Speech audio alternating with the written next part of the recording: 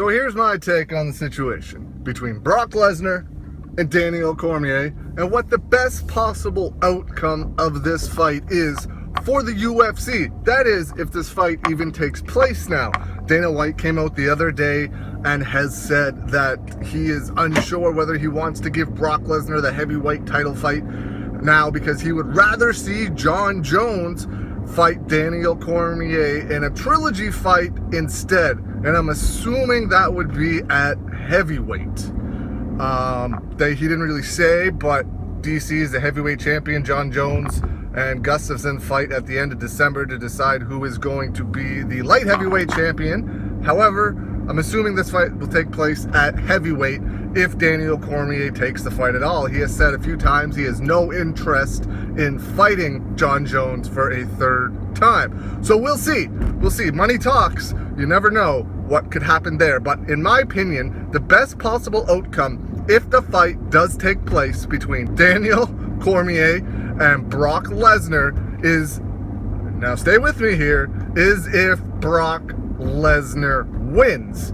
DC has said that the Brock Lesnar fight will probably be his last, which means he will retire as UFC heavyweight champion, and then they will have to have another fight to determine a new UFC heavyweight champion, which will be fine. But for UFC purposes, wouldn't it be better to have a reigning, defending UFC champion? If DC wasn't going to retire, the best case scenario is that DC wins, most likely. However, so let me explain. Brock Lesnar wins. Jon Jones wins. Then you have the UFC super fight between Jon Jones and Brock Lesnar for the UFC heavyweight championship with a reigning, defending UFC heavyweight champion in Brock Lesnar. Follow me so far? Now, even if DC does win, they could still do, if DC wins and retires as UFC heavyweight champion, they could still do Brock Lesnar versus Jon Jones for the heavyweight championship as a fight that where the belt is up for grabs. But wouldn't it be better if one of them was already coming in as champion? If Brock Lesnar was coming in already as UFC heavyweight champion, defending his title against Jon Jones, rather than it just being a fight for the title with Brock Lesnar coming off of a loss? I think so. Now I know all the... Wow, there's a bus in front of me crossed over 1, 2, 3 lanes. I have absolutely no idea what it's doing, because even if it does go straight, it's going to go over like 2 curbs. Anyway, wow, this is interesting.